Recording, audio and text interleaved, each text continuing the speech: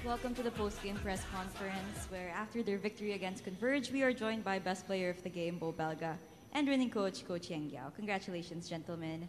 Coach Yang, back-to-back wins. It seems as if the magic number that you can allow your opponents is less than 100 points. But is it safe to say that you've already found the balance between high-scoring games and limiting your opponents because of the consistency in your defense?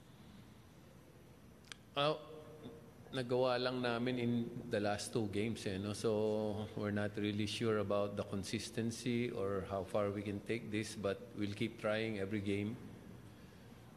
We know we can score. We know, if I'm not mistaken, we're the highest scoring team, but we really need to make stops on the other end. No? So ngayon, medyo maayos yung depensa namin. Yung shooting namin dumating nung fourth quarter lang. For the first three quarters, we weren't really shooting well. But because we like to get out in transition and to run, Bo had a great night tonight. We were in the game for the three quarters and then we got our shots in nung fourth. Kaya lang nakalayo. Pero when you play Converge, you have to have a scheme against Arana, you have to have a scheme against Stockton. Nagko-contribute din yung ibang players nila. No? But we try to bring down their efficiency. No? These are, on the average, 60%ers. No? On the average, they'll make 60% of their shots, both of them. But tonight, maybe naibaba namin yung kanilang efficiency. No? So yung depensa namin, present naman siya tonight. And then yung shooting namin nung fourth quarter dumating. So it was a comfortable finish for us. Coach, it was quite unexpected because before the game, you mentioned that Adrian Ocom would just be game-time decision because of his fever, and then he completely sat out tonight. What was the decision behind it, and how did it change the team's dynamics? Hindi siya nakapag-practice ng 2 araw. No? Nilalagnat. No? So, nahawaan yata ng nahawaan yata ng gout ni Keith. Nakakahawa pala yung gout, no. 3 months ago pa yun, nahawaan pa siya. Pero 2 days na siya hindi nagpa-practice, kaya gusto niya maglaro ngayon. Kaya lang tiniis ko muna na wag paglaruin. Kung kaya rin lang nung mga gwardiya namin, kinaya naman, hindi naman talaga urgent na gamitin siya. Pero next game, gagamitin na namin siya. Coach, you fielded in Papot Paredes tonight. You said it was to relieve Bo, to give him some time. Nakita naman natin how that worked. How would you assess Bo's triple-double, his first, Trainer Shine's first ever player to do it? Ganun talaga pag tumatanda ka, tumatalino ka, no? I think he's rounded out his game really well. May opensa siya, meron siyang rebound. Ang laking bagay kasi nung pagkawala ni Keith.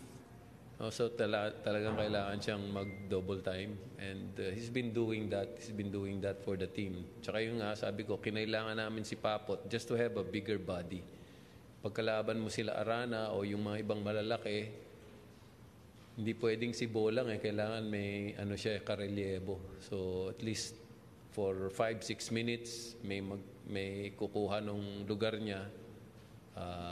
Nagawa naman ngayon ni Papot, no? So we're really not anything na offense ni Papot is a bonus, but we just want him to be there just getting physical against the bigs of the other team. Thank you, Coach. Bo, okay, nakahinga ka na ba? Congratulations. So this is your first triple-double of your career, first ever Rain or Shine local to do it. Were you aware of this in-game? Kailan mo na-feel na parang gumaganda yung takbo ng laro mo? Hindi, ano lang na. Mas ano ang ano ko lang is I'm really need to step up kasi si Papot kakapasok lang sa amin and he needs to gel with the group first. And then first thing, kailangan niya pag-aralan yung mga plays namin kahit nagaling na siya kay Coach Sheng. And masyadong kumbaga maano yung naiwan na pwesto ni Kit. So kailangan kong talaga na mag-double time. I need to step up a little bit more. Pero yun nga, sa tulong ng mga kasama ko, mas nagiging madali.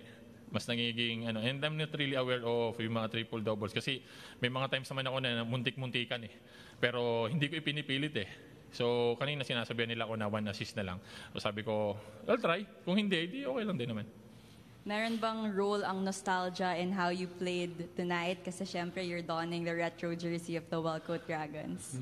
Hindi, syempre, kumbaga, inaano lang sa amin ng mga boss namin kung paano nagsimula yung team namin as a franchise dito sa PBA, yun nga yung Wellcoat Dragons. And parang kumbaga sa amin, gusto naming manalo wearing this jersey. So talagang pinilit namin tonight to get the win.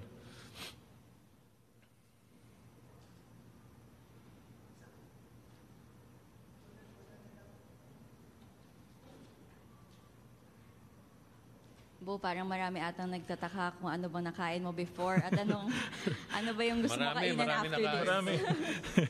Hindi, lang, the usual thing na ginagawa ko during game day.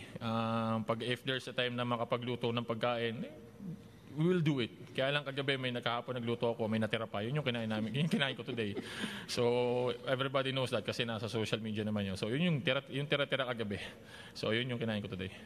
Is there also this impression of you showing your young players, marami rin nag-step up tonight, Sean Ildefonso for example, how they're supposed to play, how Rain or Shine's identity should be like? Yun yung inaano ko. First thing na pumasok sila dito, I need to teach them kung ano yung alalaman ko pagdating sa liga, on how to handle pressure, on how to play sa professional kasi ibang-iba So dito talagang nagagalit ako at times pero alam nila na yung galit ko na yun at the end of the day okay na Parang si Coach nagagalit siya pero wala ano lang naman it's part of our job. And yun yung sinasabi sa amin ni Coach na mga professional player kayo, you need to know kung ano yung role nyo rito sa team. At this point, we're opening the floor to the media. Coach, pakwento lang paano nagkaroon ng idea yung management dun sa Wellcoat Dragons na retro jersey? Ano bang kwento dyan? Hindi ko masyadong kabisado or alam, no? Basta nag-usap lang kami ni Jaire, no? Tapos dumating yung mga ganitong uniform. Tapos sabi ko, yan ba isusuot natin? Parang ano to, no? Parang gusto lang i-reminisce yung mga early days, no? ng franchise. Wellcoat pa nga no? Retro kumbaga, no? Kahit sa NBA naman may nagre-retro So pahiyang na rin at the same time. At least naka-string kami ng 2 panalo, sana nga madagdagan pa. Pero it feels good, no? To wear yung ganitong jersey and uniform. And maraming nagko-comment na gusto nila no? Gusto nila yung Dragons, gusto nila yung history ng franchise. Kaya ako rin no? Kaya ako nagse-settle dito sa franchise na to. Because it protected its good name all throughout. Inalagaan nila yung pangalan nila na they will play by the rules and they'll play fair and they will be ethical. No? So it's a good way to to recognize ng mga tao na dito nang galing yan. Hanggang ngayon, Wellcoat sila. Ngayon, Rain or Shine sila. And ethically and character of the team, hindi naman nag-iba no? There are ups and downs, but yung karakter ng team at yung values ng team hindi nag-iiba.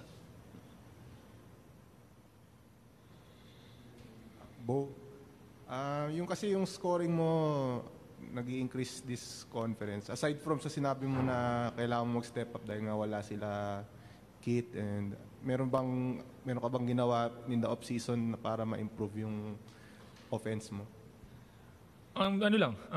Awareness of how the system goes. Laging nire-remind sa amin ni Coach Yeng every single time we huddle na you need to improve your skills. And yun yung tinututukan ko outside shots, nandun, pinapractice, and then at the same time, I practice also yung sa loob, not only sa labas. Kasi yung first 4 games namin, nag-struggle din ako May 1 out of 18 yata ako the first 4 games. Kaya lang itong huling dalawa namin, medyo okay. And then at the same time, pagka nakakashoot ka sa labas, the tendency of the defense will rotate full. So yun naman yung time na nakakadiskarte ako umatake. Pag may humelt, nakakapasa ako. Kaya din nalilibre yung mga kasama ko Kasi nga yung alam yung pinakukumit mo yung mga depensa, and then ibabagsak mo sa kanila mas madaling tira. So yun yung naano ko siguro.